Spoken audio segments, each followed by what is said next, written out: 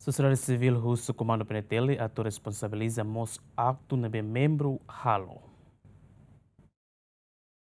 Relaciona ho acto nebe membro pentele ida husi unidade especial polícia nebe alegadamente fokilat ba ema estrangeiro ida ho di treino tiro. Diretor executivo Fundação Mahen Hateten hahalok membro niang ne viola ona lei instituição nian nune fo perigo mos ba segurança público será. Polícia ida hetan desconfiança fornece kilat ba ema civil no ema estrangeiro atuir treinamento tiro ka e fatin treinamento tiro niang acto ne constitui violação sério ba lei no regulamento polícia niang. Transfer lá autorizado ida ne husi kilat nebe maka fo husi polícia viola sira sira controlo viola sira konaba controlo kilat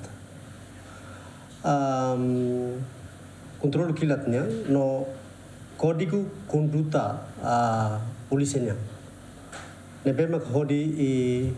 idane bele hodi perigo perigo ba segurança público no estraga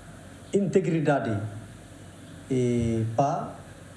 emasira ga instituição sira nebe maka implementa lei liliu ba Polícia Nacional Timor-Leste cari desconfiança ia mos ligação ba rede criminal sira no hahalo ida nebe laos de viola lei nacional sira mas vemos hamusu preocupação critical sira com a influência criminal estrangeira. Nelson Bela husuba comando pentele atu responsabiliza mos acto membro nian. Fundação Mahen hanuin kata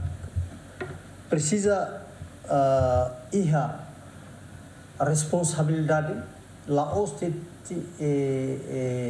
pessoal polícia nebe maka desconfiança mas vemos precisa responsabilidade de comando tamba liderança ga comando sira tem que matan moris hodi prevene no responsabilidade la lais ba qualquer indicação quando ba infiltração ga o fokilat ba ema estrangeiro ne comandante ga o superior sira precisa harei dane tamba sa makabela acontece dane. Banhira jornalista confirma assunto idane ho ministro interior governante ne la fo comentário tamba caso ne iha ona ministério público. Idane ame halal investigação deve processo ho label adianta liu mas a processo ne dia agora ne hata la suspensão preventiva e depois ame halal investigação bania.